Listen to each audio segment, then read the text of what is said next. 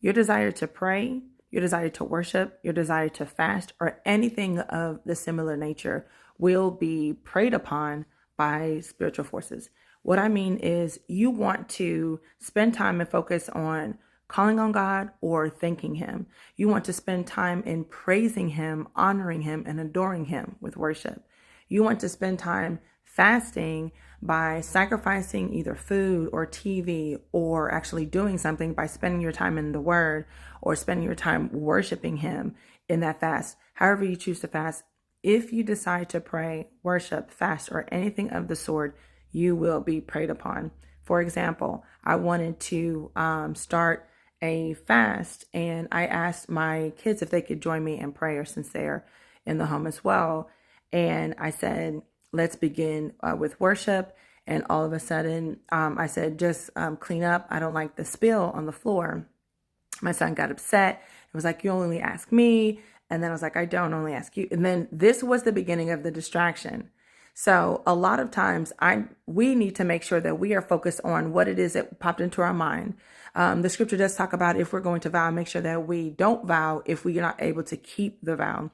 Stay steadfast, stay committed, and stay aware that your attention is what's being sought after. When it comes to being on social media, when it comes to wanting to pray, there are forces, there are things in play that want to grab your attention. Even if you cut off your phone, you have notifications that will sound and say, this person just made a comment, or this person liked your video, or they're just wishing you happy birthday, whichever. There are notifications that let you know, or they're trying to attract you to get back on social media. Just rob your attention and get back on social media and either go post, go see. And a lot of times, as long as you get on that platform, you're going to spend some time there. Don't do it. Don't fall for it. Not just turning off your phone. A lot of times, cutting down your sound can be an intentional method to not rob yourself, to not distract yourself. When it comes to praying, when it comes to, you know what, let me use this time to pray. Let me use this time to worship. Let me use this time to fast to God, fast for self-control or anything.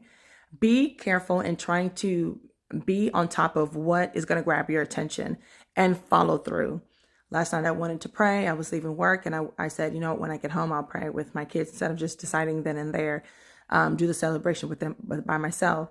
But I always like to demonstrate praying with my kids. Before I even got home, my son caught an attitude, and then I became distracted. Be diligent. Follow through with what you want to give to God. Be careful of where your attention